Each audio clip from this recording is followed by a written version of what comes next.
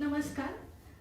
रूप आणि स्वरूप खलील जिब्रानच्या रूपक कथा आणि झेन बोधकथा अनुवाद नीलांबरी जोशी या पुस्तक प्रकाशनासाठी जमलेल्या सर्व रसिक वाचकांचे व मान्यवर पाहुण्यांचे मी मनापासून स्वागत करते. यानंतर सांगाती प्रकाशनाचे भारत निलक यांचं मनोगत होईल. त्याआधी मी सांगाती प्रकाशनाची थोडक्यात ओळख करून देते. सांगाती प्रकाशनाची सुरुवात 2022 मध्ये झाली. सांगाती शब्दाचा अर्थ असा होतो की सोबती. प्रकाशक हा लेखकाचा सोबती असायला पाहिजे, तसेच त्याने वाचकांनाही सोबत घेऊन पुढे गेले पाहिजे, ही यामागची भूमिका आहे. तसेच नवोदित लेखकांना प्रोत्साहन देण्याची सुद्धा प्रकाशनाची भूमिका आहे.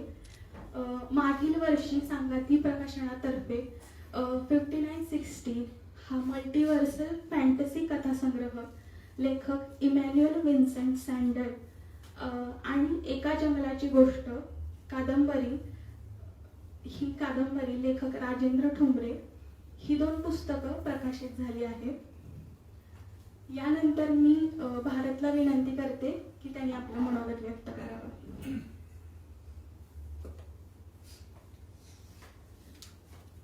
नमस्कार.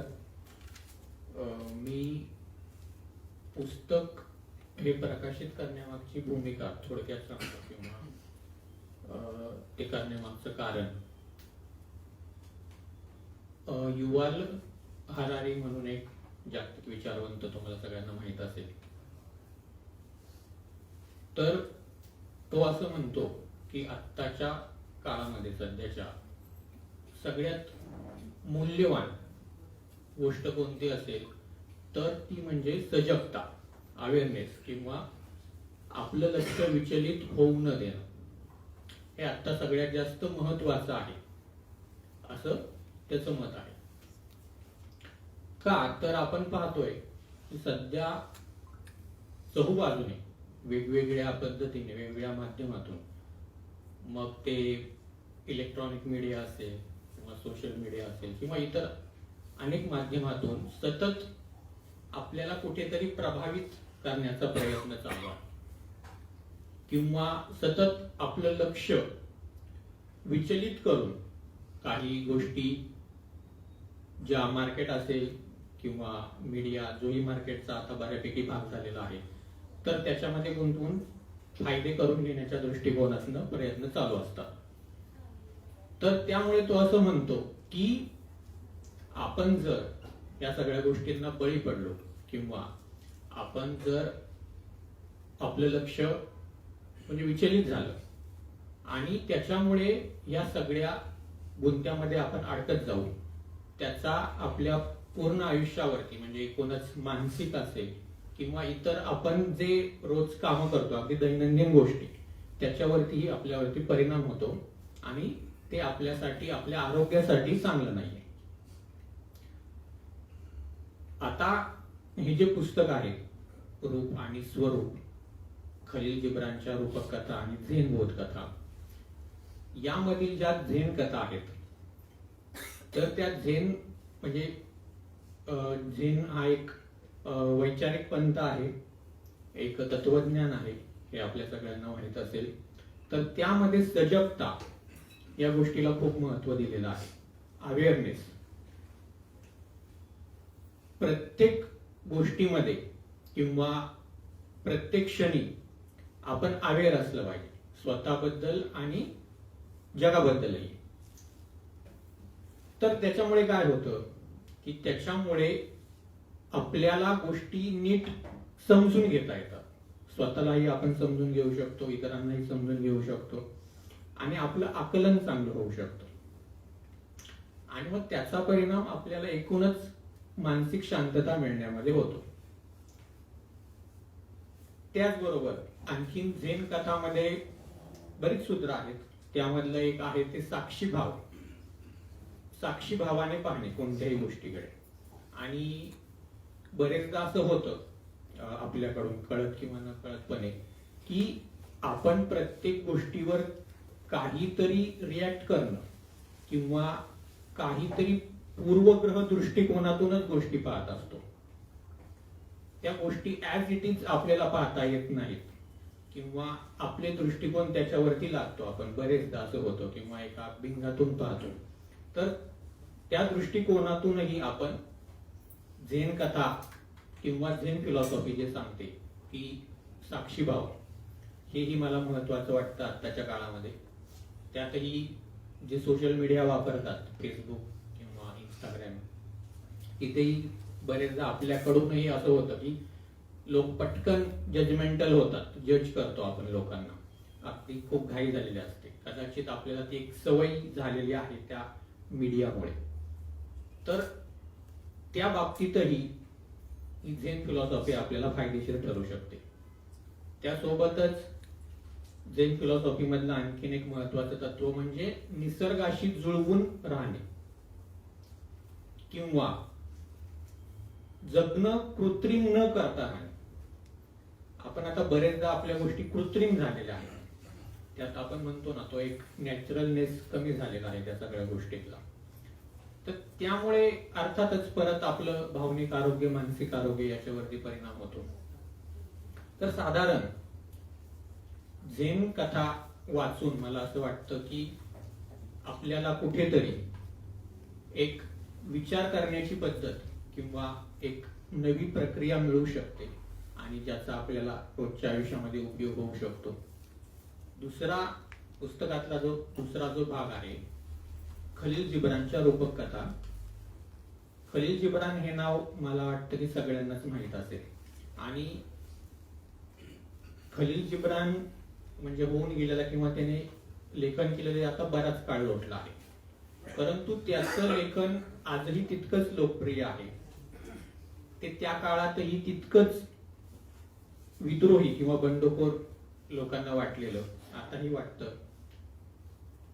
आणि त्याने प्रामुख्याने, त्याच्या लेखनाचा गाभा जर बघितला तर त्याने प्रामुख्याने मानवी मूल्य ही नेहमीच म्हणजे त्याच्या लेखनाचा गाभा राहिले आहेत. मग प्रेम असेल, करुणा असेल, बंधुभाव असेल, या सगळ्या गोष्टींना त्याच्या लेखनात महत्वाचं स्थान आहे.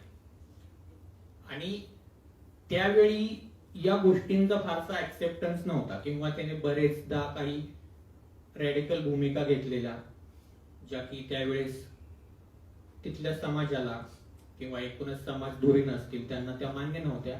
त्याच्यामुळे त्याच्या लेखनावरती बरेच आक्षेप घेणं किंवा त्याच्या लेखना चिहोळी करणं असेही भाग झालेले आहेत. परंतु तरीही आज ते लेखन टिकून आहे किंवा वाचलं जाते जगभरात. तर या दृष्टिकोनातून म्हणजे तो जो मांडतो मानवी आयुष्याबद्दलचं त्याचं जे चिंतन आहे ते मला खूप महत्वाचं वाटतं. प्रेषित या त्याच्या गाजलेल्या पुस्तकात त्याने मानवी आयुष्याबद्दलच्या अनेक गोष्टींवरती भाष्य केलेलं आहे आणि मला असं वाटतं तेही सर्वांनी वाचावं असं ते पुस्तक आहे. तर अशा पद्धतीने खलील जिब्रानच्या कथा किंवा त्याचं लेखन आणि झेन फिलॉसॉफी मधलं लेखन, झेन कथा, या दोन्ही एकत्र करून ते पुस्तक जर लोकांनी वाचलं तर त्याचा त्यांना वैचारिक पातळीवरती, मानसिक पातळीवरती फायदा होईल, उपयोग होईल असं मला वाटतं. आणि वैयक्तिकरित्याही मला दोन्हीही प्रिय आहेत. म्हणजे खलील जिब्रानचं लेखन मी सुरुवातीला वाचलं, त्याला आता 10 वर्ष झाली. त्याचं प्रेषित पुस्तक मला खूप आवडतं. आणि झेन कथा यापूर्वी मी सकाळ वर्तमानपत्रात रविवारचा सदर एक असायचं, सहज म्हणून त्याचं नाव होतं, तर तिथे मी वाचलेल्या सुरुवातीला. तर तो माझ्यावरती दोन्हीही लेखनाचा प्रभाव आहे आणि त्याच्यातून कुठेतरी हे पुस्तक करावं असं मला वाटलं. नीलांबरी मॅडमच्या फेसबुक पोस्ट मी वाचायचो, तिथे त्या कथांचं, झेन कथा आणि खलील जिब्रानच्या कथा अनुवाद तिथे त्या लिहायच्या. तर मी सहज त्यांना विचारलं की आपण याचं पुस्तक करूया का, आणि त्यांनी लगेच मला होकार दिला, म्हटल्या करूया. आणि तिथून पुढे हा प्रवास सुरू झाला. तर मी इथे नीलांबरी मॅडम यांचंही आभार मानू इच्छितो की त्यांनी मला संधी दिली हे पुस्तक करण्यासाठी. आणि आपण सर्वांनी हे पुस्तक घ्यावं, वाचावं आणि अभिप्रायही कळवावेत असं मला वाटतं. तर मी माझे 2 शब्द इथे थांबवतो. धन्यवाद.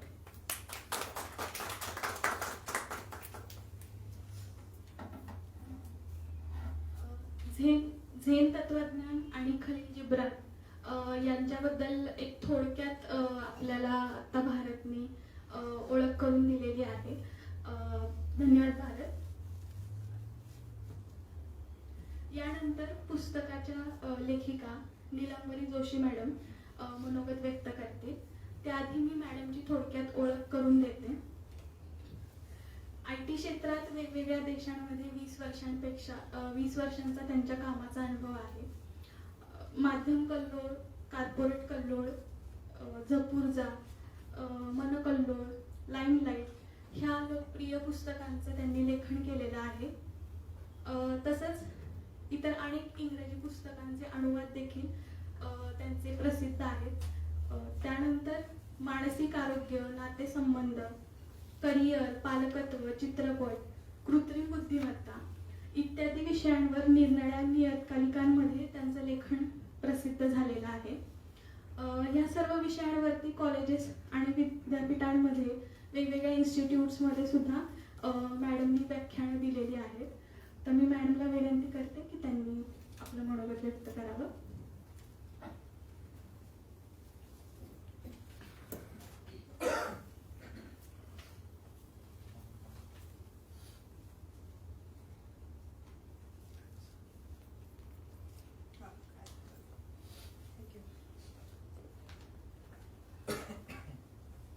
भारत धीरज उत्पल आणि दिवाळीची गडबड असताना आणि इंडिया साऊथ आफ्रिका मॅच सोडून तुम्ही सगळे जण आलात त्याच्याबद्दल तुमचे आभार. या पुस्तकाच्या बाबतीत सुरुवातीला अतुल पेठे यांचे आभार मानायचे, कारण अतुल पेठे यांनी याचा ब्लर्ब दिलेला आहे. चित्रपट या पुस्तकाचं मुखपृष्ठ जे आहे चित्र ते अनवर हुसेननी काढलं आणि मला बऱ्याच लोकांनी ते चित्र फेसबुकवर किंवा व्हॉट्सअपवर मी जेव्हा त्याचं टाकलं होतं तेव्हा अनवरनी काढलंय का असं अगदी आवर्जून विचारलं. आज ते येऊ शकले नाहीयेत, पण त्या दोघांचे मनापासून आभार.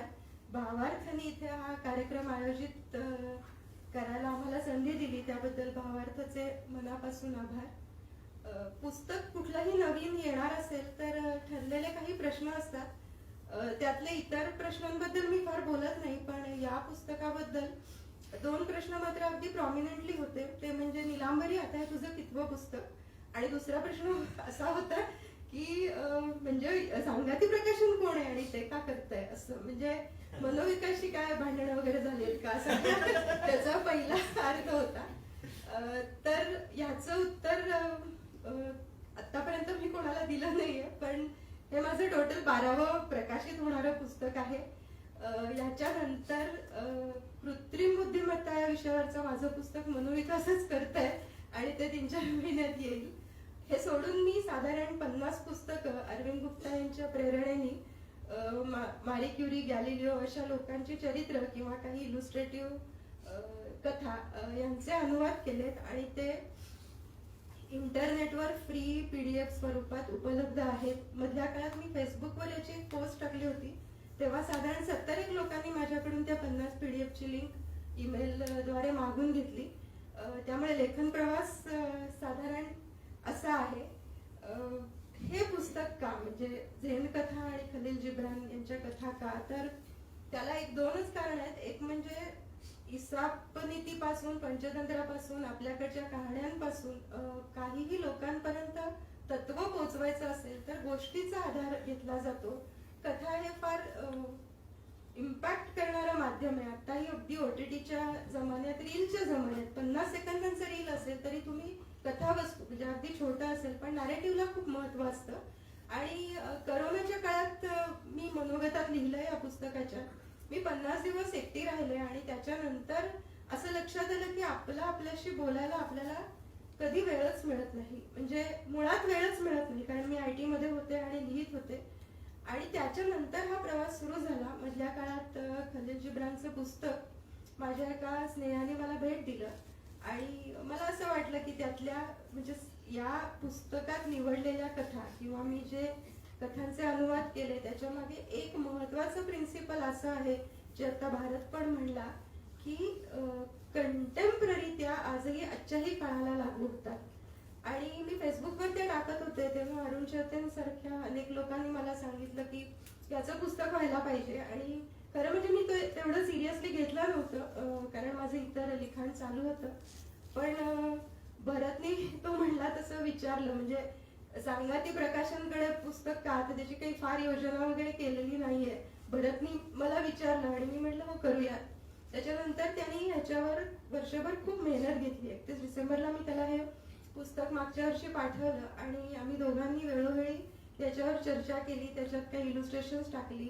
पुस्तक आता मी पण भावार्थमध्ये संध्याकाळी पोहोचले तेव्हा मी पण प्रथमच हातात घेतलं आणि पहिला माझा स्वतःच्या पुस्तकाबद्दलचा माझा रिमार्क असा होता की एवढंच पुस्तक असं, कारण त्याच्या आधीचे सगळे मी 350-400 पानाखाली मी पुस्तक लिहिलं नाहीये.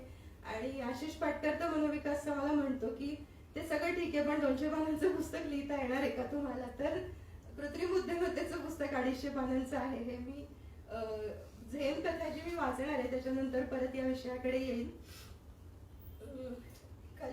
खलील जिब्रानचं आयुष्य जर आपण बघितलं तर खरं म्हणजे अवघं 40 वर्षांचं आयुष्य होतं आणि त्याच्या आयुष्याबद्दल आता भारतने थोडंफार सांगितलं पण आहे. प्रॉफिट नावाचं त्याचं पुस्तक खूप गाजलं आणि प्रेषित या नावाने त्याचा मराठीत खलील जिब्रान, श्रीपाद जोशी, काका कालेलकर, अनंत काणेकर या लोकांपासून आतापर्यंत वेगवेगळ्या प्रकारांनी त्याच्या आयुष्यावर त्याच्या कथांचे अनुवाद म्हणून अनेक प्रकारे मराठीत आलेलं आहे. त्या अर्थाने हे पुस्तक नवीन नाहीये पण आजच्या काळाला सुसंगत ठरतील असं मी परत तेच म्हणते की त्या पद्धतीने मी यातल्या 50 कथा निवडलेल्या आहेत. प्रॉफिट हे कंटेम्पररी कसं आहे याची मी 2 उदाहरणं सांगतेय. एक म्हणजे त्याच्यात प्रॉफिटमध्ये तो तुमच्या मुलांबद्दल बोलतो म्हणजे अबाउट युअर चिल्ड्रन आणि वप्पू काळेंच्या पार्टनरमध्ये वप्पूंचं असं वाक्य आहे की बाप मुलाला पाणी देऊ शकतो, तहान देऊ शकत नाही. बाप मुलाला गादी देऊ शकतो, झोप देऊ शकत नाही. आणि खलील जिब्रान प्रॉफिटमध्ये असं म्हणतो you may give them your love but not your thoughts. तुम्ही प्रेम देऊ शकता पण विचार देऊ शकत नाही. For they have their own thoughts. You may house their bodies but not their souls. म्हणजे आतापर्यंत आताही मुलं आणि पालक यांचे संबंध याच्यावर प्रचंड बोललं जातं. त्याच्यातला दुरावा आणि हा आता घराघरातला जिव्हाळ्याचा आणि खरं म्हणजे समस्येचा विषय झालेला आहे की पालक आणि मुलांचे बरेच प्रॉब्लेम्स असतात. पण तेव्हा तो हे लिहून गेलाय. दुसरी एक कन्सेप्ट आहे ती तो मॅरेज बद्दल बोलतो प्रॉफिटमध्ये. आणि आता आपण मला न मिळणारी स्पेस ही गोष्ट आताच्या जगात खूप चर्चेला येते सगळ्यांच्याच बाबतीत. आपण तो मला स्पेस देत नाही. आई वडिलांचं, मुलांचं, नवरा बायकोंचं कुठल्याही रिलेशनशिप मध्ये हा प्रॉब्लेम असतो. त्याच्यात मंगेश पाडगावकरांच्या एका कवितेत ते असं म्हणतात इतुके जवळ आलो आपण, जवळपणाचे झाले बंधन, छेडणार जर होतो आपण गीत नव्हे, हवेच होते विणेच्या तारातून अंतर. आता याच्यावर खलील जिब्रान तेव्हा काय म्हणून गेलाय आणि प्रॉफिट मध्येच लिहिलंय sing and dance together. Marriage बद्दल म्हणलंय and be joyous but let each one of your be alone even as the strings of the lute. म्हणजे इकडे ते तंबोऱ्याची उपमा देतात, इथे तो तंतुवाद्याची उपमा देतोय. आर अलोन दो दे विवर विथ द सेम म्युझिक. आणि आपण आता एकमेकांना स्पेस देण्याच्या बाबतीत म्हणतो आपण पण व्हॉट्सअपवर मेसेज टाकल्यानंतर 10 सेकंदात जर ब्लूटिक आली नाही तर आपण अस्वस्थ होतो. ही आपली स्पेसची कल्पना आहे. त्यामुळे याच्यावर खरंच विचार करण्याची गरज आहे. खलील जिब्रानची जी या पुस्तकातली मला महत्वाची वाटते ती कथा मी वाचते आणि त्याच्यावर थोडंसं बोलते. मी वाचल्यानंतर जेव्हा धीरज वाचणार आहे ना तेव्हा वाचन आणि अभिवाचनातला फरक तुम्हाला कळेल. आणि पागलखान्यातल्या बागेत मला एक तरुण भेटला. देखणा, जगाबद्दल औत्सुक्य असलेला. त्याचा चेहरा जरा फिकट भासत होता. बाकावर त्याच्या शेजारी बसून मी त्याला विचारलं इथे का बरं आलास तू. आश्चर्यचकित होऊन त्यानं माझ्याकडे एक कटाक्ष टाकला आणि तो म्हणाला, हा प्रश्न खरं तर चुकीचा आहे, पण तरीही मी उत्तर देतो. माझ्या वडिलांना मी हुबेहूब त्यांच्यासारखं बनावं असं वाटत होतं. माझ्या काकांनाही माझं वागणं स्वभाव त्यांच्यासारखाच हवा असं वाटत होतं. माझ्या दर्यावर्दी वडिलांची आदर्श प्रतिमा मी समोर ठेवावी असं माझ्या आईलाही वाटत होतं. माझ्या भावाला मी त्याच्यासारखा उत्तम ऍथलीट व्हावं असं वाटत होतं. माझ्या शिक्षकांना देखील तसंच वाटत होतं. म्हणजे तत्वज्ञानाच्या शिक्षकांना, संगीताच्या शिक्षकांना आणि तर्कशास्त्र शिकवणाऱ्या शिक्षकांना मी त्यांच्या विद्वत्तेचं जणू प्रतिबिंबच असावं असं वाटत होतं. म्हणून मी इथे आलो. इथे मला जरा जास्त शांत आणि विवेकी वाटतं. कमीत कमी मी इथे मी स्वतः म्हणून जगू शकतो. असं म्हणाल्यानंतर त्यानं अचानक मला विचारलं, पण मला सांग, तू इथे कसा आलास? त्याच्यावर मी म्हणालो, नाही, मी या ठिकाणाला फक्त भेट द्यायला आलोय. त्यावर तो उत्तरला, म्हणजे तू या भिंतीच्या दुसऱ्या बाजूच्या पागलखान्यात राहतोस तर. याच्यातले दोन तीन मुद्दे असे आहेत की आपण इथे जेवढे जमलो आहोत त्यांना सुद्धा प्रत्येकाला जर हा प्रश्न विचारला की तुम्हाला तुम्ही म्हणून तुमचं आयुष्य जसं जगावंसं वाटत होतं, जे करावंसं वाटत होतं, तर तुम्हाला करता आलं का? की इतरांच्या अपेक्षांचं ओझं तुमच्यावर लादलं गेलं? आणि मला बऱ्यापैकी खात्री आहे की काही अपवाद सोडले तर या प्रश्नाचं उत्तर नाही. मला माझं आयुष्य हवं तसं जगता आलं नाही असंच प्रत्येकाचं असेल. आणि हे आजही आपण बोलतोय. खलील जिब्रान तेव्हा लिहून गेला. 1931 मध्ये तो मरण पावला, म्हणजे जवळजवळ 93 वर्ष झाली त्याला जाऊन सुद्धा. आणि आपण लोकांकडून, म्हणजे मी करोना काळात एकटी राहिले वगैरे जे मगाशी सांगत होते त्याच्यात पहिल्यांदा माझं असं लक्षात आलं, रिचर्ड बाखला मी हे पुस्तक अर्पण केलं आणि त्याच्यात रिचर्ड बाख असं एक खूप चांगलं वाक्य म्हणतो की तुमचा आनंद जर दुसऱ्यांच्या कृतीवर अवलंबून असेल तर काहीतरी खूप चुकतंय, देयर इज अ प्रॉब्लेम, असं तो म्हणतो. आणि हे मला वाटतं की या पुस्तकासाठी, माझ्यासाठी ही फिलॉसॉफी ठरली. कारण आपण सतत तक्रारी करतो की माझा आनंद, माझं दुःख, मला जे काय होतं ते लोक करतात, मी काहीच करत नाहीये, मी माझ्या कुठल्याही गोष्टीची जबाबदारी घ्यायला तयार नाही, अशा प्रकारे आपण आपली मानसिकता असते. आणि ही वाक्य, म्हणजे आपण स्वतःच्या निर्णयांची, आपल्या आयुष्याची जबाबदारी घेणं, हे वाक्य म्हणून खूप चांगलं वाटलं तरी ते खूप अवघड आहे, हे मी अनुभवातून सांगू शकते. आणि मला अजूनही ते पूर्ण जमलेलं नाहीये. एक केस आली होती मध्ये माझ्याकडे काउन्सिलिंगची, आणि त्या बाई असं सांगत होत्या की त्यांची मुलगी 7वीत का 8वीत आहे आणि तिला परीक्षेची खूप भीती वाटते. आणि त्यांचे पुढचे प्रश्न सगळे असे होते की मग ती आता कुठलीच परीक्षा देणार नाही का, मग पुढे तिचं करिअरच होणार नाही का, मग तिचं लग्न होणार नाही का, मग तिच्या आयुष्याचं काय होईल. आणि माझ्या घरी त्या आल्या होत्या, मी त्या बसायलाही तयार नव्हत्या, उभ्या उभ्या त्यांनी भरा हे प्रश्न विचारले. आता ह्याच्यात म्हणजे हे एक्झाम्पल म्हणून मी सांगतेय की तिला परीक्षेची भीती का वाटतेय आणि त्याबद्दल जो कन्सर्न असायला पाहिजे की ती घालवणं ही खरं म्हणजे प्रायोरिटी पाहिजे, ते सोडून परत समाजाच्या अपेक्षा. कारण समाजाच्या अपेक्षा असतात की प्रत्येकाने म्हणजे STEM STEM प्रमाणे शिकावं आणि प्रत्येकाने त्या सगळ्या ह्याच्यात जावं. मी परत ते सगळं रिपीट करत नाही, पण 9 to 5 चा जॉब, ITतली नोकरी आणि सगळं पुढचं जे आहे ते. तर हे सगळं पर्टिक्युलरली प्रत्येकाला शक्य नाही, हे तो पागलखान्यातला तरुण सांगतोय. आणि आर्टिफिशियल इंटेलिजन्सच्या जमान्यात तर आउटलुक मध्ये मध्यंतरी एक आर्टिकल आलं होतं आणि IIT इथल्या सगळ्या प्रोफेसर्सनी ते आर्टिकल लिहिलं होतं.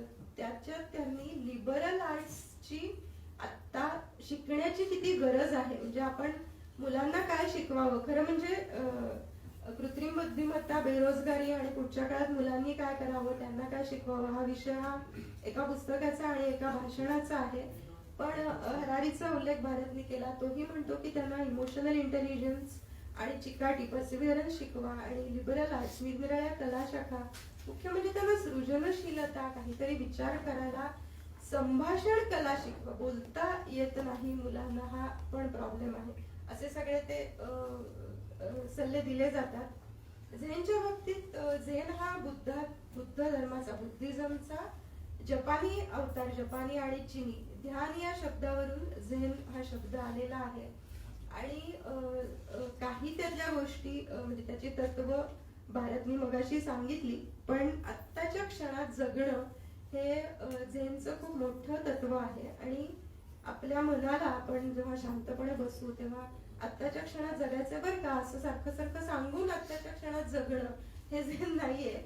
ते आपोआप व्हायला पाहिजे असं झेन तत्वज्ञान सांगतं. आणि दुसरं म्हणजे अत्यंत कमीत कमी शब्द किंवा शांतपणा याच्याकडे झेनचा खूप भर आहे. जपानी संस्कृती जर आपण बघितली तर कुरोसावा राशोमन सारख्या चित्रपटांमुळे गाजलेला जो दिग्दर्शक आहे तर त्याच्या चित्रपटांमध्ये तुम्हाला संवाद अतिशय कमीत कमी दिसतात. तो दृश्य प्रतिमांमधून देहबोलीमधून सांगायचा प्रयत्न करतो. आणि जपानी संपूर्ण कल्चरवर त्याचा प्रभाव आहे. त्याचा अजून एक रूप म्हणजे हायकू. कारण सर्वात 3 ओळींची कमीत कमी शब्दांमध्ये जास्तीत जास्त आशय व्यक्त करणारी कविता हा कसंही असलं तरी तो झेनचा एक आविष्कार आहे. इयान मार्शल नावाच्या म्हणजे हायकू बऱ्याचपैकी तुमच्यापैकी काही जणांनी तरी वाचले असतील. पण इयान मार्शलचं पुस्तक मला आवडतं कारण वॉर्डनचा जो थोरो होता म्हणजे दुर्गा भागवतांनी वॉर्डनचं भाषांतर केलं तर थोरो त्याने हायकूमधून मांडण्याचा प्रयत्न केला की थोरोला जे अनुभव आले ते त्याला काय वाटले असतील. आणि ते हायकूचं पुस्तक वाचणं हा इटसेल्फ खूप चांगला वेगळा अनुभव आहे. त्याची एक हायकू अशी आहे की trying to hear what is in the wind I lose my own breath. तर वाऱ्यावरचे शब्द सुद्धा शांतपणे तुम्हाला ऐकता यायला हवे आहेत अशा पद्धतीचं तो हायकूचं तत्वज्ञान यात सांगितलंय. अभिमान चित्रपटात मला वाटतं तो सीन आहे की म्हणजे नदिया किनारे ते गाणं त्याच्या नंतर किंवा आधी एवढं मला आठवतं. पण ती जयाबहादुरी अमिताभला म्हणते आणि ती मान वर करून पानांकडे बघते आणि ती म्हणते की तुला असं वाटत नाही का की यातलं पान आणि सगळं आकाश गात आहे. तर आपण स्वतःला हा प्रश्न विचारायला हवा की असं काहीतरी आपल्या भोवतीचं गात आहे किंवा त्याला काहीतरी लय नाद ताल आहे आणि आपण तो अनुभवतोय असं आपण शेवटचं कधी अनुभवलं होतं आपल्याला ते आठवत सुद्धा नाही इतकं आपण त्याच्यापासून दूर गेलोय.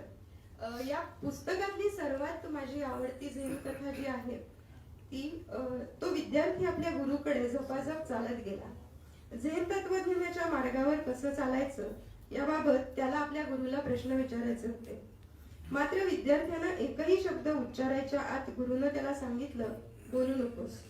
पण मी का बोलू नको विद्यार्थ्यानं विचारलं. गुरु उत्तरला आधी तोंड बंद ठेवायला शिक मग तुला बोलता यायला लागेल. याच केट मर्फी नावाच्या लेखिकेचं एक पुस्तक आहे you are not listening what you are missing and why it matters. त्या पुस्तकात केट मर्फीने असं एका 40शीतल्या उद्योजकाचं उदाहरण दिलंय आणि त्यात ती असं म्हणते की यशस्वी उद्योजक होता तो वेल सेटल्ड होता बायको मुलं सगळं होतं पण त्याच्यातला एक प्रॉब्लेम असा होता की तो प्रचंड बोलभांड होता. म्हणजे बोलघेवडा या अर्थाचा शब्द वापरलेला नाहीये इंग्लिशमध्ये बोलभांड असाच वापरलाय. आणि तो समोरच्याला एकही शब्द बोलून द्यायचा नाही. प्रश्नही तोच विचारायचा उत्तरही तोच द्यायचा.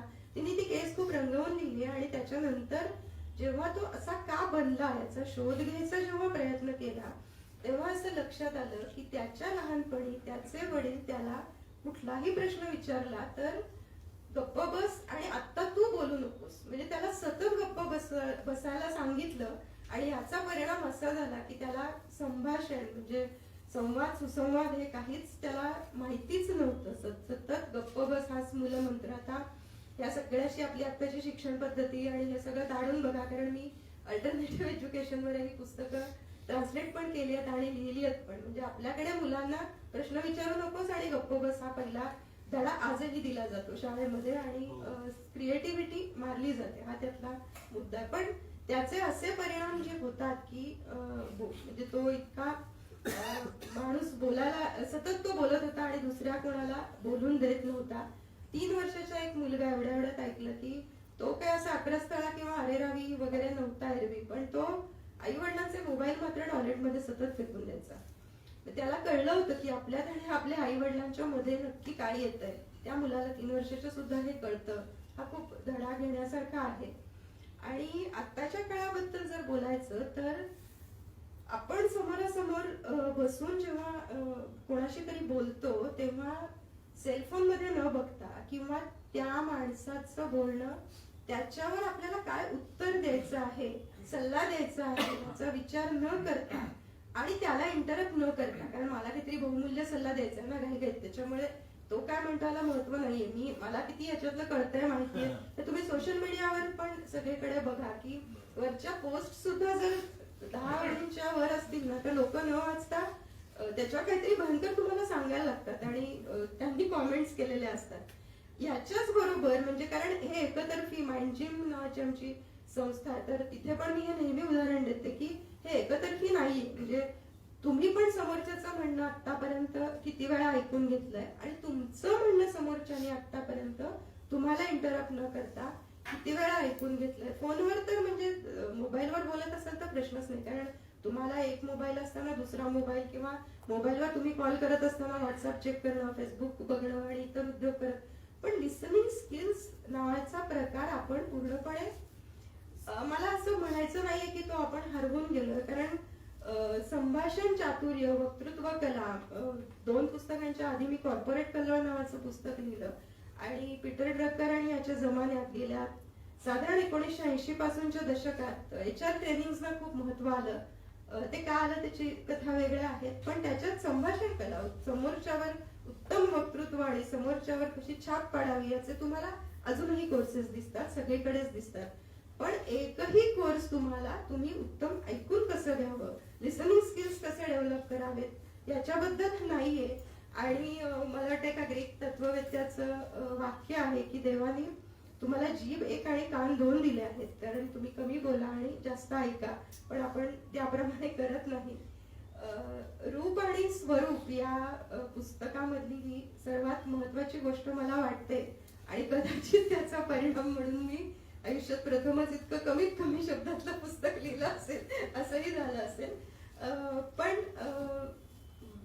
तुम्हाला म्हणजे ह्या पुस्तकातल्या कथांना आम्ही आधी शीर्षक दिली होती, म्हणजे मी दिली होती कुठली तरी कवितेची ओळ किंवा जे मला वाटलं ते, पण त्याच्यानंतर असं लक्षात आलं, मी आणि भारत त्याच्याबद्दल बोललो की या 2 कथांचा मी तुम्हाला अर्थ सांगितला, पण तुम्ही ती कथा वाचाल तेव्हा तुमच्या प्रत्येकाचं परसेप्शन त्याच्याबद्दलचं वेगळं होणार आहे, तुम्हाला त्याचं आकलन वेगळं असणार आहे. आणि पाउलो कोएल्होच्या एका कोटेशनचा माझ्यावर खूप परिणाम आहे. तो जहीर या पुस्तकात असं म्हणतो की मी माझ्या कुठल्याही पुस्तकाचे कॉपीराईट चित्रपटासाठी दिलेले नाहीये, कारण तुम्ही पुस्तक वाचता तेव्हा तुमच्या मनात वाचकाच्या एक चित्रपट उभा राहतो आणि जेव्हा तुम्ही त्याच्यावर चित्रपट काढायला देता तेव्हा त्या कल्पनेला त्या वाचकाच्या मनातल्या छेद दिला जातो. आणि हे सूत्र अनुसरून आम्ही ती सगळी शीर्षकं काढली आणि मी सगळ्यांना असं म्हणेन की तुम्ही हे पुस्तक विकत घ्या, वाचा आणि त्याच्यात माझा मोबाईल नंबर आणि ईमेल आयडी आहे. तुम्हाला त्या सगळ्या कथा वाचून काय वाटलं हे मला जरूर कळवा, कारण वेगवेगळी परसेप्शन, कारण मला दिसतं तेवढंच जग, मला त्या झेन कथा आणि खलील जिब्रानच्या कथांमधून काय दिसलं हा एक फार कदाचित लिमिटेड दृष्टिकोन असू शकेल. त्यामुळे रूप त्या कथांचं स्वरूप म्हणजे जरा ते 4 वेळा वाचलं की ते दिसायला लागतं आणि त्याच्यातून जर स्वतःकडे बघता आलं आणि खरं म्हणजे कथांचं रूप आणि स्वरूप याच्यापेक्षा स्वतःचं आतलं रूप आपल्याला या कथांमुळे जर दिसायला लागलं, आयुष्य काहीतरी सकारात्मकतेकडे वाटचाल करायला लागलं, तर मला मी हे पुस्तक लिहिल्याचा, अनुवाद केल्याचं पुस्तक तर मी लिहिलं नाही, विचारही माझे नाही आहेत, तर मला त्याचा आनंद होईल. थँक्यू सो मच आणि सगळ्यांना हॅपी दिवाळी.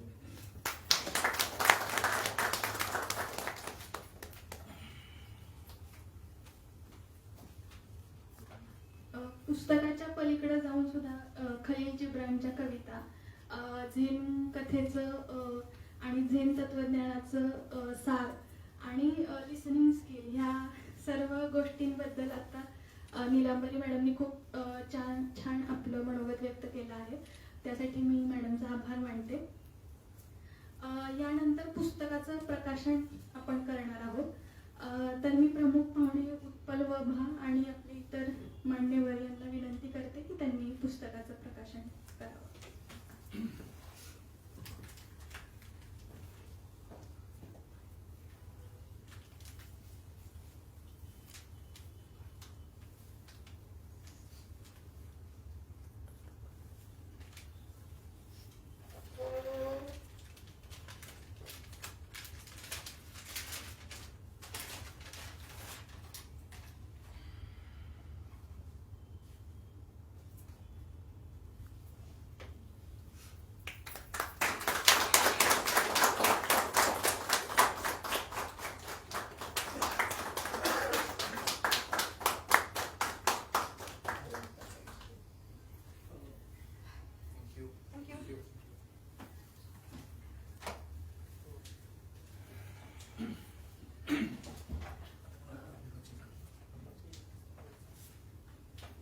धन्यवाद सर्वांचं.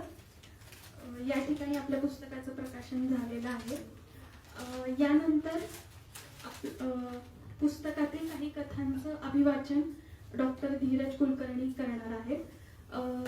त्याआधी मी सरांची थोडक्यात ओळख करून देते. डॉक्टर धीरज कुलकर्णी हे पिंपरी चिंचवड भागात वैद्यकीय व्यवसाय करतात. अभिनय, वाचन असे त्यांचे छंद आहेत. काही चित्रपट, नाटक, शॉर्ट फिल्म्समधून त्यांनी अभिनय सुद्धा केलेला आहे. वाचनाचा प्रसार समाजात अधिकाधिक व्हावा यासाठी काही वाचनालयांमार्फत वाचकांसाठी ते उपक्रम सुद्धा राबवत असतात. मी सरांना विनंती करते की त्यांनी अभिवाचन करावं. धन्यवाद. कथांचं अभिवाचन करण्यापूर्वी मी 2 मिनिट सर्वांशी संवाद साधू इच्छितो. पहिली गोष्ट म्हणजे मला इथे उपस्थित लोकांची आणि लेखिकेची क्षमा मागायची आहे, कारण पुस्तकाच्या कथांच्या अभिवाचनाची कसलीही पूर्वतयारी मी केलेली नाहीये, कारण तसं करणं अशक्य होतं. हा वेळेचा प्रश्न नव्हता. ज्यावेळी माझ्या हातात ती PDF आली आणि मी ते पुस्तक चाळायला सुरुवात केली, त्यावेळी माझ्या असं लक्षात आलं की यातली कुठलीही कथा मी तिथे जाऊन सादर केली, वाचून दाखवली तरीही चालणार आहे. आणि ते वाचत असताना त्यावेळी माझा इतका गोंधळ उडाला की यातली कुठली कथा मी वाचून दाखवू लोकांना. इतक्या सगळ्या कथा सुंदर आहेत. दुसरी गोष्ट म्हणजे मी आता फक्त तुम्हाला वाचून दाखवणार, त्यातली कुठलीही कथा मी इंटरप्रेट करणार नाही, कारण त्याची गरज नाही. शेवटच्या पानावर अतुल पेठे आपले ज्येष्ठ रंगकर्मी त्यांनी ब्लर्ब लिहिलेला आहे आणि त्याच्यामध्ये त्यांनी एक फार सुंदर वाक्य लिहिले, माझे मला कळू आले.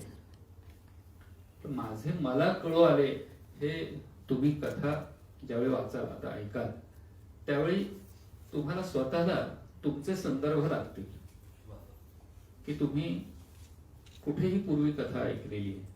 कारण जसं आता निलंबरी ताईने सांगितलं की झेन हा शब्द मूळ ध्यान इथपासून आलेला आहे, तर जगाची संस्कृती ही तशी प्रवाही असते. खलील जिब्रानच्या कथा आणि या झेन कथा ह्या तुम्ही सगळ्यांनी, आम्ही लहानपणी कुठेतरी ऐकलेले, आपल्या तत्वज्ञानामध्ये सुद्धा थोड्याफार फरकानं काही वेगळेपणा असू शकेल, पण तुम्ही तुमचे संदर्भ इथे लावायचे. मी कथा वाचनाला सुरुवात करतो. काही खलील जिब्रानच्या कथा आणि काही झेन कथा असे आपण वाचूया. आतून मला प्रचंड वेदना होत आहेत. गोलाकार आणि जड असं काहीतरी खूप दुखत आहे आणि मला त्याचा भयंकर त्रास होतोय. एक शिंपला शेजारच्या शिंपल्याला असं म्हणाला. त्याच्यावर शेजारचा शिंपला त्याला म्हणाला, या समुद्राचा आणि चराचराचा मी अत्यंत आभारी आहे. मला कसलीही वेदना होत नाही. अंतर्बाह्य मी एकदम ठणठणीत आहे. आता मला पूर्णत्वाची प्राप्ती झाली आहे असं मला वाटतंय. तिकडून शेजारून एक खेकडा चाललेला होता. त्यानं त्या दोघांचं संभाषण ऐकलं आणि तो ठणठणीत असणाऱ्या दुसऱ्या शिंपल्याला म्हणाला, खरंय, तू आत बाहेरून पूर्णत्वाला पोहोचलायस, अगदी खरंय, पण हा तुझा शेजारी जी वेदना सहन करतोय ना, ती एका अद्भुत सौंदर्य लाभलेल्या मोत्यासाठी आहे, हे लक्षात घे. धन्यवाद. आता ही जी कथा आहे ही आपण लहानपणी सगळ्यांनी बहुधा पाठ्यपुस्तकात आपल्या वाचलेली आहे. बरं का, जरा आठवते का बघा. नदी किनाऱ्यावरच्या एका उंडक्यावर 4 बेडूक बसले होते. अचानक तो उंडका नदीच्या पाण्यात ओढला गेला आणि प्रवाहाबरोबर वाहायला लागला. त्यापूर्वी कधीच नदीत असं वाहत जायचा प्रसंग त्याच्यावर आला नव्हता.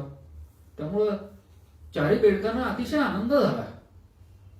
काही वेळानं पहिला बेडूक म्हणाला, काय उंडका आहे, सुरेख, हा म्हणजे सजीव प्राणी असल्यासारखा आपल्याला ओढून नेतोय.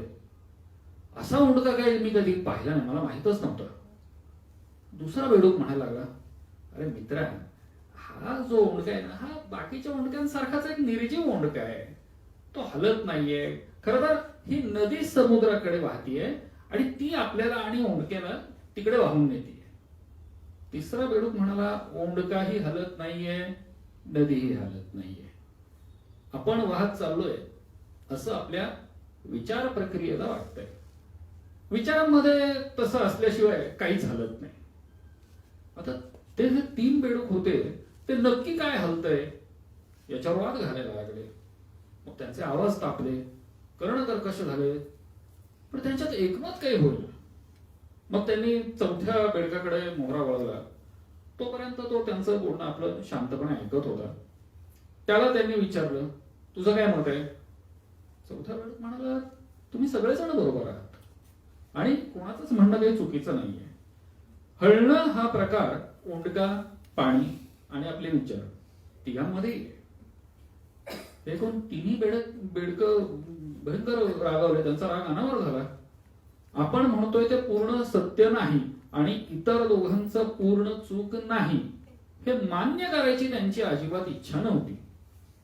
मग एक विचित्र गोष्ट घडली.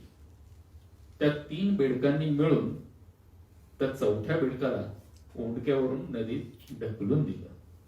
धन्यवाद. ही एक माझी आवडती कथा आहे. ही मी जरूर वाचणार आहे. आणि याचं कारण असं आहे की ही कथा वाचल्यानंतर मी ज्यावेळी पहिल्यांदा वाचली त्यावेळी मला अगदी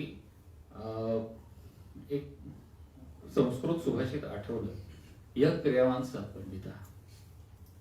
काही जणांनी ऐकलं असेल. आम्ही नाटकात काम करत त्यावेळी आमचे जे सिनियर होते ते आम्हाला म्हणून दाखवायचे, तू हे वाचत नको बसून तिकडे जाऊन करून दाखव, यः क्रियावान सः पंडिता. आम्ही विचारायचो यः क्रियावान सः पंडिता म्हणजे काय? ते म्हटले, व्यासांनी लिहिलेला महाभारतातला हा श्लोक आहे की पठको पाठकाश्चैव ये चान्ये शास्त्रचिंतकाः सर्वे व्यसनिनो मूर्खाः यः क्रियावान सः पंडिता. जे लिहितायत, वाचतायत, बोलतायत वगैरे हे सगळे व्यसनी मूर्ख लोक आहेत. जो काम करतोय तो खरा पंडित आहे. याची आठवण मला ही कथा वाचल्यानंतर आली. तुम्ही ऐका. तर 4 कवींची मैफल जमलेली होती आणि ते बसले होते. तिथे मधल्या टेबलावर एक वाईन भरलेली सुरई होती. आता पहिला कवी, घनदाट अरण्यात जसा पक्ष्यांचा थवा विहरतो तसा या वाईनच्या चवीचा मोहक दरवळ आसमंतात विहरताना माझ्या दिव्य दृष्टीला दिसतोय. दुसरा कवी म्हणाला, त्या दैवी पक्ष्यांचं मंजूळ गाणं माझ्या आतल्या श्रवणेंद्रियाला ऐकू येतंय. सफेद कोमल गुलाबाच्या पाकळ्यांमध्ये बंदिस्त झालेल्या भुंग्याच्या गुंजारवासारखे त्याचे ते सूर माझ्या मनात लहरतात. तिसरा कवी अजून पुढे गेला, त्या पक्ष्यांचा स्पर्श माझ्या हातांना जाणवतोय. निद्रिस्त परिराणीच्या हळुवार निश्वासांसारखा त्यांच्या मुलायम पंखांचा स्पर्श माझ्या हातात मोहरतोय. चौथा कवी जरा शांत होता. तो म्हणाला, मित्रांनो, माझ्याकडे ना दिव्य दृष्टी आहे ना आतला आवाज आहे आणि खास अशी स्पर्श जाणवणारी काही संवेदनाही माझ्याकडे नाही. मला वाईनचा दरवळ दिसत नाही, सूरही ऐकू येत नाही आणि काही पंखांची फडफडही बुवा काही मला जाणवत नाही. पण ही वाईन चांगली आहे एवढं मात्र मला जाणवतंय आणि त्यामुळं माझ्या संवेदना तुमच्यासारखे दैवी संकेत जाणवण्या इतपत उंचावल्या जाव्यात म्हणून मला ही वाईन पिलीच पाहिजे. असं म्हणून त्याने वाईनची सुरई तोंडाला लावली आणि अखेरच्या थेंबापर्यंत ती वाईन पिऊ टाकली. आणि 3ही कवी आव असून त्याच्या मुखाकडे बघत राहिले. त्यांच्या डोळ्यातला तहानलेला द्वेष लयबद्ध वगैरे अजिबात नव्हता. धन्यवाद. खूप भारी होती.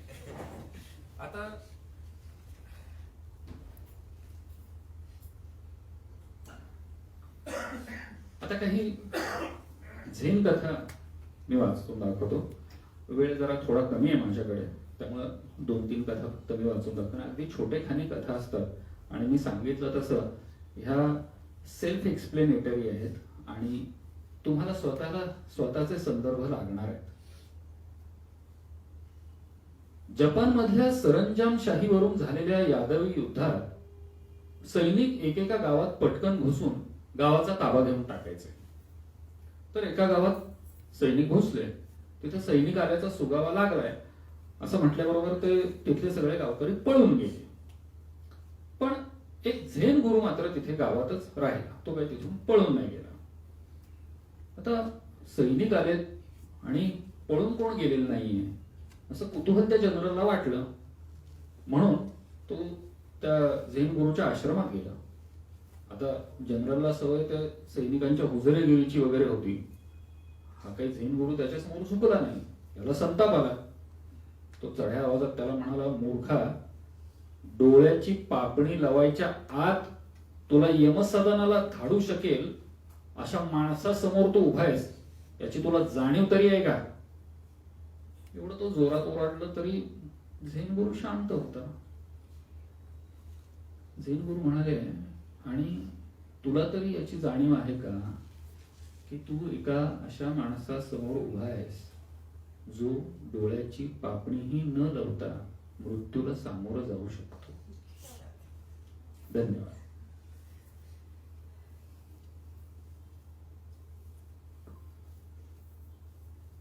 पुन्हा युद्धाचीच एक कथा. युद्धातल्या एका निर्णायक प्रसंगात एका जपानी जनरलनं आपल्याकडे फौज कमी असतानाही हल्ला करण्याचा निर्णय घेतला. आपण जिंकणार, त्याला खात्री होती. पण त्याच्या सैनिकांच्या मनात मात्र जरा शंका होती. युद्धभूमीकडे प्रवास करताना ते एका धार्मिक स्थळी थांबले. आपल्या सैनिकांबरोबर तिथं प्रार्थना करून झाल्यावर जनरलनं आपल्या खिशातनं एक नाणं काढलं आणि तो म्हणाला की आता मी नाणेफेक करतो. जर छापा असेल तर आपण जिंकू, काटा असेल तर आपण हरु. दैवानं आपल्या समोर काय वाढवून ठेवलं असेल ते समोर येईल. त्यानं नाणं हवेत उडवलं आणि जमिनीकडे येताना सगळेजण उत्सुकतेनं बघायला लागले.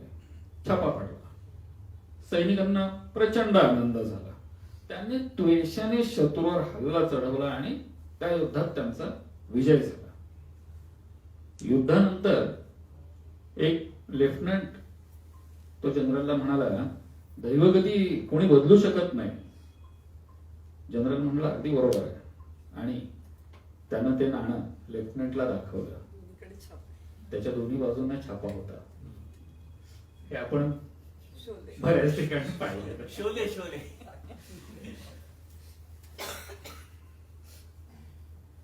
आता एका शिष्याची कथा आहे. आपल्याला अनावर राग येतो आणि ध्यानधारणेत मन एकाग्र होत नाही अशी तक्रार घेऊन तो विद्यार्थी आपल्या झेन गुरुकडे गेला आणि त्यानं गुरुला विचारलं की मला असा असा त्रास होतो, तुम्ही याच्यावर काही उपाय करू शकता का?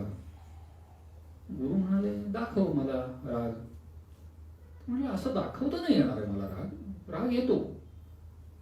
ठीक आहे म्हटले, मग तू कधी मला तो राग दाखवू शकशील सांग बरं. मला माहित नाही, तो असा अचानक येतो. बरं ठीक आहे म्हटले, मग ती तुझी खरी वृत्ती नाही. जर ती तुझी खरी वृत्ती असती तर तू मला कुठल्याही क्षणी दाखवू शकला असतास. हे ऐकल्यानंतर तो विद्यार्थी तिथून निघून गेला आणि त्यानंतर त्याच्या ध्यानधारणेत कधीही रागामुळे व्यत्यय नाही आला. अगदी पुढची कथा कशी आहे बघा तुम्ही. कॅलिग्राफी आपल्याला सगळ्यांना माहित आहे, सुलेखन कला. कॅलिग्राफीत सुप्रसिद्ध असणारा तो गुरु एका कागदावर काही अक्षरं काढत होता. त्याचे काही चलाख आणि जाणकार मानले जाणारे विद्यार्थी त्याच्याकडे बघत होते. कॅलिग्राफरनं आपली अक्षरं रेखाटायचं काम संपल्यावर विद्यार्थ्यांना त्यांचं मत विचारलं, कसं आहे काय. सगळ्या विद्यार्थ्यांनी एकमुखानं उत्तर दिलं. काही फारसं चांगलं नाही झालेलं आहे. ठीक आहे. गुरुनं परत एकदा प्रयत्नपूर्वक अक्षरं काढली, पण त्यातल्या एका विद्यार्थ्यानं ते काम नाकारलं. नाही म्हणजे चांगलं नाही. आणि असं बरेचदा झालं, बरेच वेळा घडत गेलं. कॅलिग्राफर परत परत अक्षर रेखाटायचा, विद्यार्थी त्याचं काम नाकारायचा. शेवटी त्या विद्यार्थ्याचं लक्ष दुसरीकडे गेलं, तेव्हा तो कॅलिग्राफरच्या अक्षरांकडे बघत नव्हता. गुरुनं त्या क्षणात पटकन काही अक्षर काढली आणि त्या विद्यार्थ्याला विचारलं, हे काम कसं झालंय? विद्यार्थ्याने अक्षरांकडे मान वळून पाहिलं आणि तुम्हाला, अरे हा तर मास्टरपीस आहे म्हणे. धन्यवाद. मी इथे थांबतो, कारण वेळेचे बंधन आहे आणि पुस्तक तुम्ही ज्यावेळी विकत घेऊन वाचाल त्यावेळी तुम्हाला स्वतःला त्याचे वेगवेगळे अर्थ समजतील अशी माझी खात्री आहे. धन्यवाद.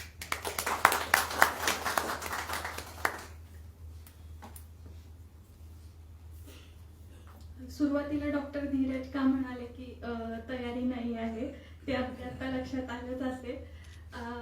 डॉक्टर धीरज यांचं अभिवाचनासाठी मी आभार मानते.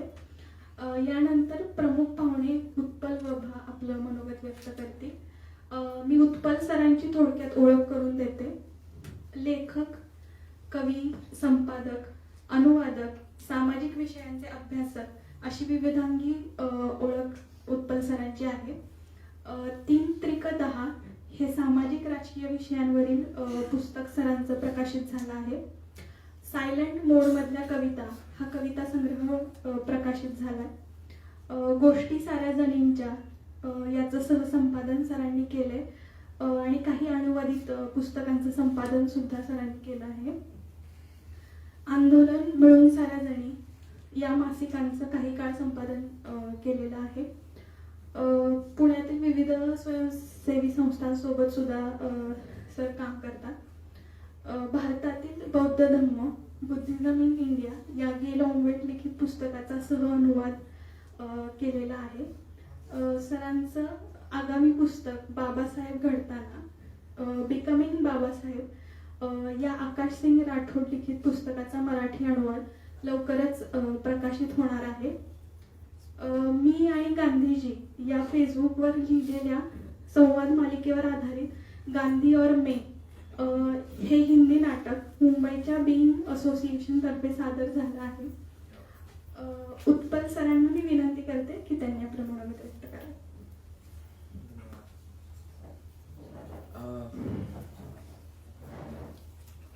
भारतचं मनोगत, त्याच्यानंतर निलांबरीचं प्रांजळ आणि मनोगत, त्याच्यानंतर धीरजचं अतिशय सुंदर आणि प्रभावी असं अभिवाचन, एवढं झाल्यानंतर मला असं लक्षात आलं की खरं तर काय फारसं काही उरलेलं नाहीये माझ्याकडे बोलण्यासाठी, पण तरी मी थोडंसं बोलतो. आणि हा विषय कारण मला फार जिव्हाळ्याचा आहे माझ्या. आणि सर्वप्रथम भारतचे मी अभिनंदन करतो. त्याचं हे नवीनच प्रकाशन त्याने सुरू केलंय आणि तो एक त्याने स्वतःच्या त्याची एक कादंबरी प्रकाशित झाली आणि तो या क्षेत्रातला एक धडपड्या तरुण मुलगा आहे आणि माझा चांगला मित्र आहे. तर त्याला मी शुभेच्छा देतो पुढच्या वाटचालीसाठी. निलांबरीनी हे छोटं पण महत्वाचं असं एक पुस्तक लिहिलं, त्याच्यामुळे निलांबरीचं मनपूर्वक अभिनंदन करतो मी. अधूनमधून असं पण लिहित जावं असं मी म्हणेन तिला. आणि धीरज बद्दल मी खूप ऐकलेलं होतं, त्याचं अभिवाचन, त्याचं ऍक्टिंग आणि हे अजून बघितलेलं नाहीये, पण आता मला त्याच्या अभिवाचनानंतर खरंच असं वाटलं, निलांबरी जे म्हणाले ते की वाचन आणि अभिवाचन माझंही क्रम असंच होतं. मलाही वाचायचं म्हटलं की ते अर्जुनाचं जे झालं होतं सिदंती मम गात्रा आणि तसं काहीतरी माझं व्हायला लागतं, त्यामुळे त्याच्यासाठी हे असेच तयारीचे लोक पाहिजेत. एनिवे, तर मी सुरुवात करतो. पॅराबल्स आपण म्हणतो, मला वाटतं ज्यांना पॅराबल्स, बोधकथा, नीतिकथा या आपण खूप आधीपासून खरं तर वाचत आलेलो आहोत. आपल्याकडे समृद्ध परंपरा या सगळ्याची आहेच. मीही या सगळ्या कथा म्हणजे इसापनीती आणि पंचतंत्र म्हणतोय मीही तुमच्यासारखंच सगळं वाचलेलं होतं. खलील जिब्रानचं प्रॉफिट मला एका टप्प्यावरती खूप आवडलं, ते मी वाचलं आणि तो एक फॉर्म जो होता तो कळायला लागला, म्हणजे कोणत्या असेल. आता होतं असं की तुम्ही जसे मोठे होता तुमचं वाचन, तुमची विचार करायची पद्धत याच्यातही बदल होत जातात आणि मग तुम्ही थोडस काही, आता माझ्या बाबतीत जे घडलं ते मी सांगू शकेन, सामाजिक, राजकीय, तात्विक अशा प्रकारचं वाचन थोडं जास्त व्हायला लागतं एका टप्प्यावरती. आणि या सगळ्या प्रोसेसमध्ये तुमच्या मनामध्ये एक गोष्ट नक्की असते की आपण हे जे काही करतो आहोत सगळं समजून घ्यायचा प्रयत्न करतोय मी, वाचून म्हणा, ऐकून, बघून जे काही, तर त्याच्यामधला मुख्य जो भाग आहे तो मला असं लक्षात येतो तो काहीतरी खरं तर माझ्या शोधाचा भाग आहे, तो माझा आत्मशोध आहे असं आपल्या लक्षात येत जातं. म्हणजे आपल्या सगळ्या एकूण उपक्रमांच्या आतला जो एक अंतस्वर ज्याला म्हणू आपण, तो खरं तर आत्मशोध असा असतो असं मला सांगावंसं वाटतं. आणि मी विचार करत होतो की मला एक किस्सा काय प्रसंग म्हणा सिरियल मधला आहे, तर तो सांगावा की न सांगावा, पण मला वाटतं तुम्ही सांगतोच, कारण तो फार प्रत्ययकारी असा एक एपिसोड आहे. द क्राऊन नावाची सिरीज तुमच्यापैकी अनेकांनी बघितली असेल. इंग्लंडची राणी एलिझाबेथ तिच्यावरती ही सिरीज आधारलेली आहे. त्याच्यामध्ये मूनडस्ट नावाचा एक एपिसोड आहे, तर तो मला एपिसोड फार आवडतो आणि अगदी मला त्याचा मोह होतो त्याच्याविषयी सांगण्याचं, म्हणून मी सांगतो शेवटी. आणि आपला छोटासा ऑडियन्स आहे तर असं अनौपचारिकपणे इतर काही सांगायला काही हरकत नाही असंही मला वाटतं. इंग्लंडच्या राणीचा नवरा प्रिन्स फिलिप, त्यांच्याकडे असं जे असतं की जो राजघराण्यातला वारस आहे तो क्वीन किंवा किंग होणार, आणि मग त्याचा जो स्पाऊस आहे नवरा किंवा बायको, तर ते एका अर्थी नामधारी, म्हणजे त्यांचं सगळं ते आयुष्य एका आखलेल्या चौकटीतनं जातं. तर प्रिन्स फिलिप हा एकेकाळचा पायलट आणि बराच ऍडव्हेंचरस मनुष्य, पण आता तो लग्न होऊन हिचा नवरा झाल्यामुळे त्याला सगळ्या चौकटी आलेल्या आहेत आणि तो त्या राजघराण्यातलं एक त्याच्या दृष्टीने बोरिंग असं आयुष्य खरं जगतोय. ते सगळं संपन्न आयुष्य आहे, पण त्याच्यामध्ये ऍडव्हेंचर काहीच नाही. आणि त्याची जी सगळी उलाढाल आहे ती आपल्याला त्या सिरियलमध्ये बघताना कळत असते. आणि 1969 साल येतं, आता ते साधारण 40-50च्या घरात मला वाटतं दोघेही पोहोचलेले आहेत, प्रौढ झालेले आहेत. त्यांची मुलं त्यावेळेला लहान आहेत दोघांची, म्हणजे चार्ल्स आणि इतर. 1969 साली मून लँडिंग झालेलं होतं, अपोलो 11. तर या एपिसोडमध्ये हा सगळा प्रसंग त्यांनी दाखवलेला आहे. आणि प्रिन्स फिलिपला अतिशय आनंद होत असतो की जगात एवढं काहीतरी चाललंय आणि कितीही मोठी वैज्ञानिक आणि तांत्रिक अशी एक करामात आपण केलेली आहे आणि हे आपण काय करतो इथे बसून. तर त्याचा फार एक मोठा संघर्ष सारखा चाललेला असतो. आणि त्याला आज आपण ज्याला सर्वसामान्यपणे मिड लाईफ क्रायसिस म्हणतो, त्याच्यात तो खरं चाललेला आहे असं आपल्याला अगदी ढोबळ मनाने म्हणता येईल. आता होतं असं की त्यांचं जे चर्च आहे त्या चर्चचा जो डीन आहे तो आता बराच म्हातारा झालाय आणि त्याला आता रजा द्यायला पाहिजे, कारण तो काही प्रभावी बोलू शकत नाहीये पहिल्यासारखं, म्हणून मग नवीन डीन अपॉइंट करायचा असं ठरतं. नवीन डीन अपॉइंट होतं, हे पॅरलली चाललेले आहेत दोन्ही गोष्टी. तर नवीन डीन जेव्हा येतो तर तो ह्याच्या वयाचा आहे आणि तो त्याला सांगतो की तो त्याला रिक्वेस्ट करतो की मला एक जागा हवी आहे तुमच्या ह्या एवढ्या सगळ्या प्रॉपर्टी मधली, एक कुठली तरी जागा आहे जी रिकामी आहे, तर तिथे मला काही लोकांचं गॅदरिंग, छोट्या समूहाचं, जसं आपण आता बसलोय असं मला एक तयार करायचं आहे की जिथे काहीतरी डिबेट्स होतील, चर्चा होतील वगैरे. आता ही रिक्वेस्ट त्यांनी प्रिन्स फिलिपला केल्यानंतर तो एकदम अस्वस्थ होतो आणि त्याला असं वाटतं की ही काय फालतूगिरी चालली यांची, इथे जग कुठे चंद्रावरती चाललंय. आणि तो त्याला सांगतो की तुम्हाला जर काही करायचं असेल तर ते ऍक्शन मध्ये आहे, तुम्ही हे नुसतं विचार करणं आणि चर्चा करणं याच्यात काही होणार नाही. म्हणजे मगाशी जे ध्येयवाद त्याचं थोडंसं उलट आहे.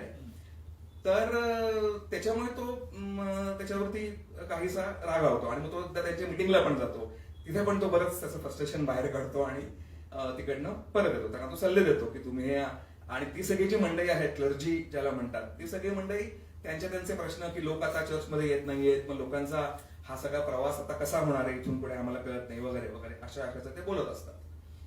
इकडे मून लँडिंग होतं आणि तो ते बघतो आणि त्याच्यानंतर परत त्याच्या मनातला सगळा तो हे जागा होत असतो की अरे आपण पायलट होतोय की काय आणि आपण आता फक्त घरात टीव्हीवरती हे बघण्यापुरते उरलेलो आहोत वगैरे. मून लँडिंग होतं ते आर्मस्ट्रॉंग, ऑल्ड्रिन आणि कॉलिन्स तिघ जण ते परत येतात आणि परत आल्यानंतर त्यांना अमेरिकन स्टेटकडनं असं हे येतं की त्यांना इंग्लंडच्या राणीला भेटायला त्यांनी जावं. आता हे कळल्यानंतर हा अतिशय एक्साइट होतो प्रिन्स फिलिप. त्याला वाटतं की अरे प्रत्यक्ष आपण ह्या हिरोजना आता भेटणार आणि त्यांच्याकडनं आपण काहीतरी अनुभव त्यांचे ऐकणार वगैरे. आणि तो रिक्वेस्ट करतो अशी, कारण त्याची चौकट असते. त्याला वाटलं म्हणून लगेच त्याला भेटता येईल असं नसतंच. तर तो 15 मिनिटं मागून घेतो की मला तुमच्या एकूण शेड्यूलमध्ये ती सिरियल बघताना बाय द वे हे फार लक्षात येतं आपल्या, की ते राजा आणि राणी असले तरी पण ते किती चौकटीमध्ये त्यांचं सगळं आखून दिलेलं असतं जगणं, आणि ते किती फ्रस्ट्रेटिंग होतं त्यांना ऍट टाइम्स, हे पण आपल्याला दिसतं. तर ते 15 मिनिटं त्यांची घेतो की मला प्रायव्हेट मिटिंग द्या त्यांच्याबरोबर. ते तिघही येतात, त्यांचे बाकी सगळे सोपस्कार संपतात, ते तिघे येतात, बसतात आणि ते बोलणं सुरू करतात. आता फक्त एक मी थोडस इथे सांगतो तुम्हाला, ते प्रायव्हेटली प्रिन्स फिलिपला भेटलेले नव्हते असा खरं तर अशी नोंद आहे असं मला आढळलं. परंतु त्याने तर थोडी लिबर्टी बहुतेक घेतलेली आहे, आणि आपण याच्याकडे आता इथून पुढे कथा या अंगाने खरं बघूयात, म्हणजे प्रत्यक्षामध्ये ते घडलेलं नसलं तरी सुद्धा. तर ते बसतात आणि बोलायला लागतात, आणि हा त्यांना एक्साइट प्रश्न विचारतो की what was it like there, जेव्हा तुम्ही पोहोचला चंद्रावर, जेव्हा तुम्ही पहिल्यांदा हे केलं तेव्हा काय झालं, कसं झालं. आता त्याच्या असं लक्षात येतं की हे तिघही जण काही असे फार काही त्यांना झालेलंच नाहीये एवढं सगळं करून सुद्धा, कारण ते त्या प्रोटोकॉल मधनं सगळं एकदा त्यांना जायला लागतं. त्यांना त्यांना गोष्टींमध्ये टिकमार्क करायचे असतात की आम्ही उतरलो, आम्ही हे केलं, आम्ही ते केलं, कारण सगळं ते त्यांना सांगितलेलं असतं, त्या चौकटीतच त्यांना जायला लागतं. आणि ह्याच्या मनात असं असतं की अरे तुम्ही चंद्रावरती पाय ठेवला आणि तुम्हाला खरं केवढं काय काय व्हायला पाहिजे तुमच्या मनामध्ये, त्याला काही झालेलं नाहीये त्यांना, असं त्याच्या लक्षात येतं. आणि जेव्हा हे त्याच्या लक्षात येतं तर त्याच्यानंतर तो परत त्या डीनला जाऊन भेटतो आणि तो त्याला सांगतो की तुम्हाला मी आधी खूप बोललो काय काय, पण मला असं वाटतंय की तुम्ही जो प्रयत्न करताय तात्विक चर्चा तो खरं महत्वाचा आहे. आणि मग आणि ही बाय द वे नोंद खरी आहे की पुढे प्रिन्स फिलिप आणि तो डीन वूड असं त्याचं नाव आहे, तर ते मित्र झाले आयुष्यभराचे, आणि त्यांनी ते फेथ अँड फिलॉसॉफी सेंटर म्हणून ते बरंच ते चालवलं. हा प्रसंग मला स्वतःला फार आवडला, आणि मला असं वाटलं की मॉडर्न टाइम्स मध्ये आपण जेव्हा जगतो त्यावेळेला माणसाचा आत्मशोध आणि एकीकडे होणारी ही वैज्ञानिक प्रगती याच्यातला जो एक बॅलन्स साधणं म्हणू आपण, किंवा ह्याच्याकडे आपण कसं बघायचं हा प्रश्न जो आपल्याला पडतो, त्याचं एक फार सुंदर त्यांनी प्रत्यंतर त्याच्यामध्ये दिलं. त्यातला अजून एक छोटासा मुद्दा असा आहे, प्रिन्स फिलिप जेव्हा बोलतोय तेव्हा तो सांगतो एका प्रसंगात, शेवटच्या प्रसंगामध्ये, तो एक तर क्रायसिस मधून चाललेला आहे, त्याला भयंकर इन्फेरियोरिटी कॉम्प्लेक्स वगैरे काय काय सगळं त्याच्या डोक्यात चालू आहे, आणि तो असं सांगतो की मी माझ्या आईशी बोललो आणि आईला हे कळलं होतं की याचं काहीतरी बिनसलंय एकूण आयुष्यामध्ये. तर आईने मला काय विचारलं तर हाऊ इज युअर फेथ, असं ती त्याला विचारते. तर मला तो प्रश्न फार इंटरेस्टिंग वाटला. म्हणजे आपण जसं एखाद्याला हाऊ इज युअर, तुम्ही कसे आहात, तर हाऊ इज युअर फेथ. आता मी स्वतः म्हणजे तसा सशब्द माणूस नाहीये खरं तर, परंतु मला तो प्रश्न फार इंटरेस्टिंग वाटला, हाऊ इज युअर फेथ.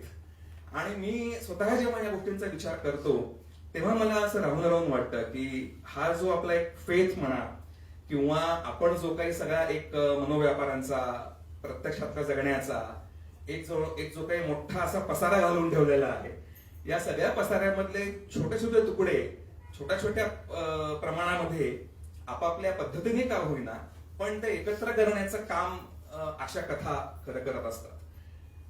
असं आहे की आपलं एकूणच मनोविश्व, माणसाचं विचार विश्व आणि भौतिक विश्व याच्यामध्ये इतका संघर्ष सुरू असतो, आणि त्याच्यातनं इतके वेगवेगळ्या प्रकारचे परसेप्शन्स, इतक्या वेगवेगळ्या प्रकारच्या थॉट प्रोसेसेस तयार होत असतात की या सगळ्याला तुम्ही खरं तर एका पुस्तकामध्ये, एका फिलॉसॉफिकल मांडणीमध्ये बांधू शकत नाही. आणि म्हणूनच आपण म्हणतो की there are schools of philosophy, म्हणजे फिलॉसॉफीच्या शाखा असतात, वेगवेगळ्या पद्धतीने लोक जगाकडे बघतात आणि त्यांच्या मांडणी ते करत असतात.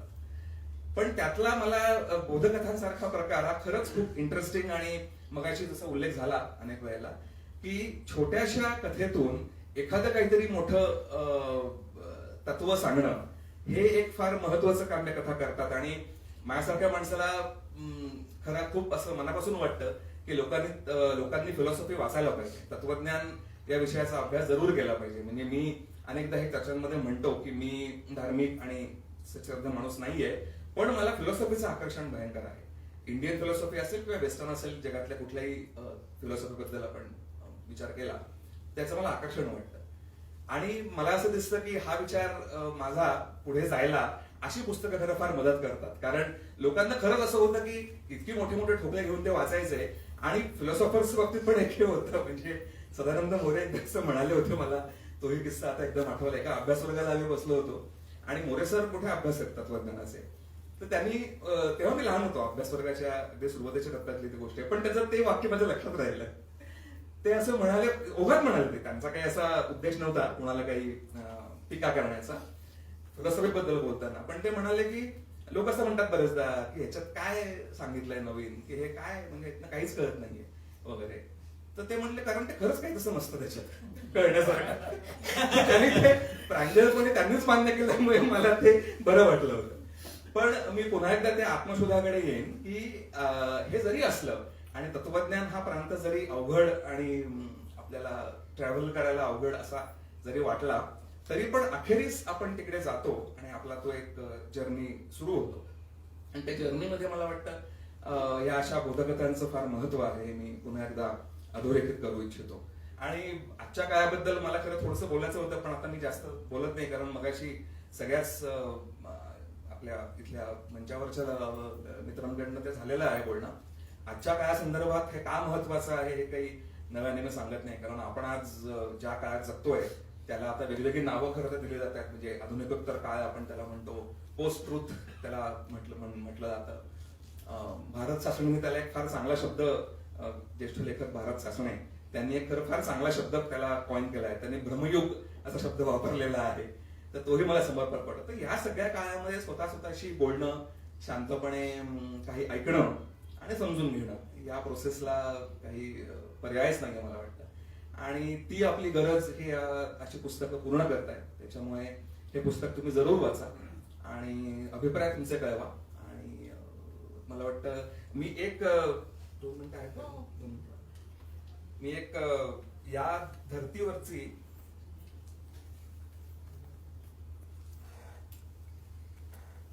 म्हणजे हाही थोडासा तुम्ही मला क्षमा कराल, पण हाही माझा मोहच आहे. मला हे वाचून दाखवसं वाटलं एकदम. एक मिळतीच होती अशी एक कविता मी लिहिली होती बऱ्याच वर्षांपूर्वी. ते खरं मुक्तक आहे, त्याला बोधकथेसारखंच खरं म्हणता येईल आपल्याला, पण तीही मला वाचायचा जरा मोह होतोय म्हणून मी ती शेवटी फक्त वाचतो. घोडा असं त्या मुक्तकाचं नाव होतं. अनेक क्षुद्र निर्णयांपासून पार सप्तक लागेपर्यंतच्या अनेक गोष्टीत सामील असलेल्या मित्रांचे मी स्वागत केलं. एक मित्र म्हणाला, चांगल्या घोड्यावरून चालला होतास, पण तुला पायी चालायची दुर्बुद्धी सुचली. दुसरा मित्र म्हणाला, अरे त्याच्यात प्रथम पासूनच भूतदया आहे. एक मित्र म्हणाला, भूतदया काय बरोबर घेऊन हिंडायची वस्तू नव्हे. मग तिसरा एक मित्र म्हणाला, म्हणजे भूतदया काय वाटेल तेव्हा पिशवीतून बाहेर काढायची. यावर एक मित्र म्हणाला, अर्थात जे तुम्हाला दुसऱ्याला द्यायचं आहे ते गरज असेल तसं जमेल तसं देत गेलं पाहिजे. मग दुसरा मित्र म्हणाला, अरे पण याची भूतदया अंगभूत आहे. यावर भीषण हसत एक मित्र म्हणाला, म्हणजे भूत कॉमन. यावर आम्ही कोणीच हसलो नाही. मग तो म्हणाला, भूतदयाने तरी हसा. यावर मी खरंच हसलो. मग तो पुढे म्हणाला, तेव्हा घोडा ही सोय आहे, तिथे भूतदया काय कामाची. मग तिसरा मित्र म्हणाला, असं कसं, घोड्याला जीव आहे. जीव तर घोड्याच्या टाचेखाली मारल्या जाणाऱ्या किड्याला सुद्धा आहे. एक मित्र म्हणाला, पण किड्याचा काय उपयोग आहे आयुष्यात. तिसऱ्या मित्राने विचारलं.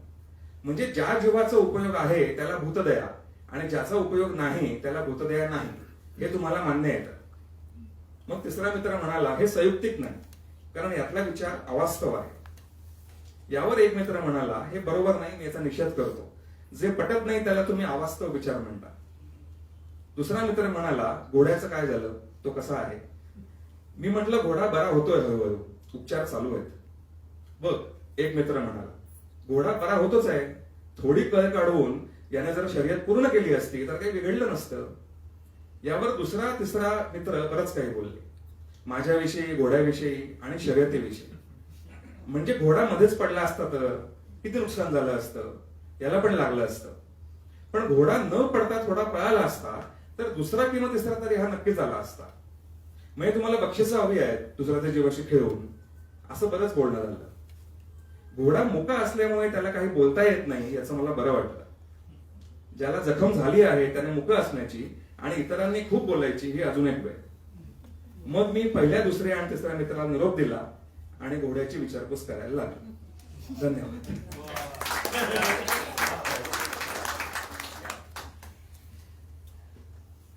ही प्रकाशित झाली आहे कुठे कथा? हो.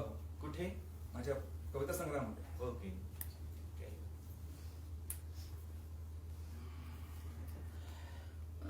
फिलॉसॉफीचं महत्त्व आणि आजच्या काळातलं आत्मशोधाचं महत्त्व आणि तेही कथेच्या माध्यमातून असं एक छान प्रकारे सरांनी आपलं मनोगत व्यक्त केलेलं आहे. धन्यवाद उत्पल सर.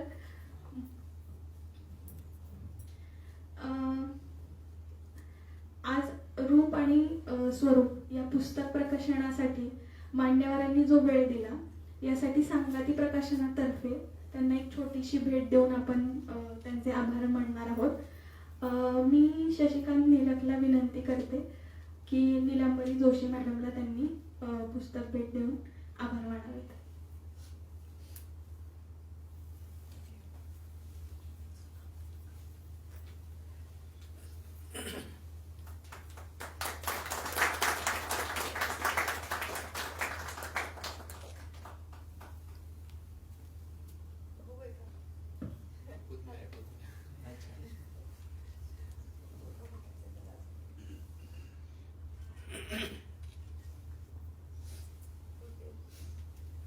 धन्यवाद शशिकांत. यानंतर मी भारतला विनंती करते की त्यांनी डॉक्टर धीरज कुलकर्णी यांना भेट द्यावी.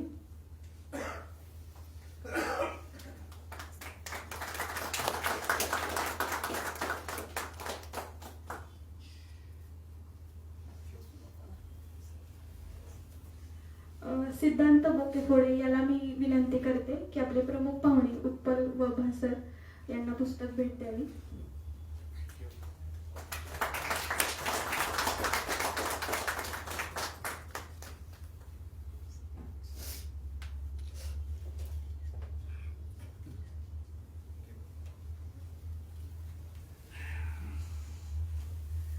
आजच्या पुस्तक प्रकाशनासाठी उपस्थित राहिलेले सर्व रसिक वाचक यांचंही मी मनापासून आभार मानते की त्यांनी आपला बहुमूल्य वेळ या कार्यक्रमासाठी दिला.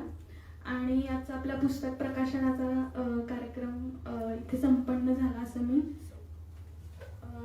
जाहीर करते. आणि एक सूचना आहे की पुस्तक रूप आणि स्वरूप जे आज प्रकाशित झाले ते 30% डिस्काउंटमध्ये उपलब्ध आहे. तर तुम्ही याचा नक्कीच फायदा करून घ्या आणि पुस्तक विकत घ्या. धन्यवाद.